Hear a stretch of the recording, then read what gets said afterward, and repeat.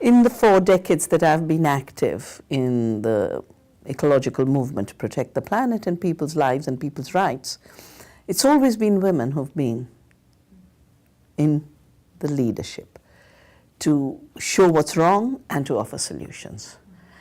My first involvement with the ecology movement began with the Chipko movement, a beautiful movement of women from the Himalaya who came out and said, you can't cut these trees.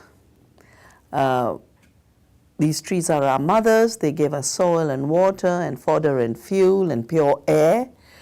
And they were ridiculed. But in '78, we had a horrible disaster. And that the women were right was recognized by the government, and a policy was made to protect the Himalayan forests, and till to date, it's conservation forestry. So women led the way for recognizing that ecosystems have functions, and standing trees have higher value than dead trees converted into timber.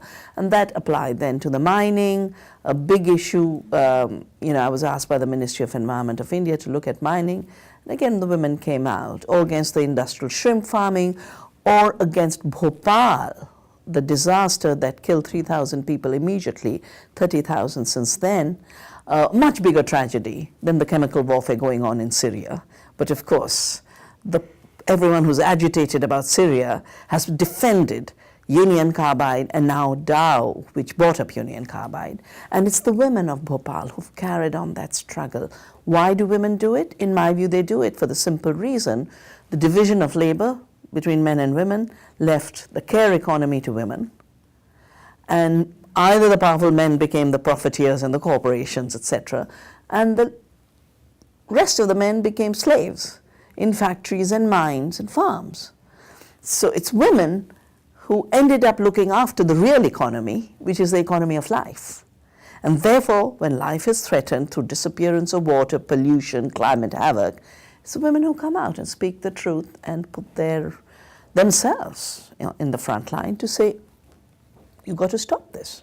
And they've stood against capitalist patriarchal power again and again and again. The story of the ecology movement is the story of women rising.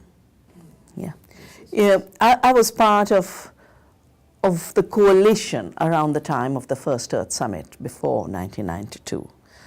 And 5 of us got together, Bella Abzug, Marilyn Waring, who wrote If Women Counted, Wangari Maathai. We got together and created what became the Women Environment and Development Organization. But before that, we held a public hearing of all the harm being done to women across the world, and then created an Agenda 21.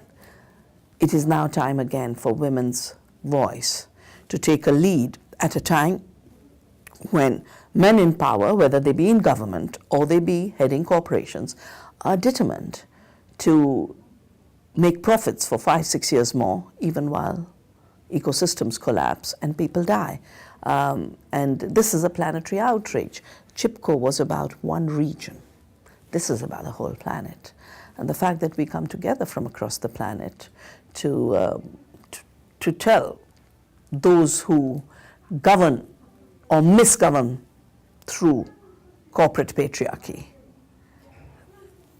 that your time is over. We are going to shape another world.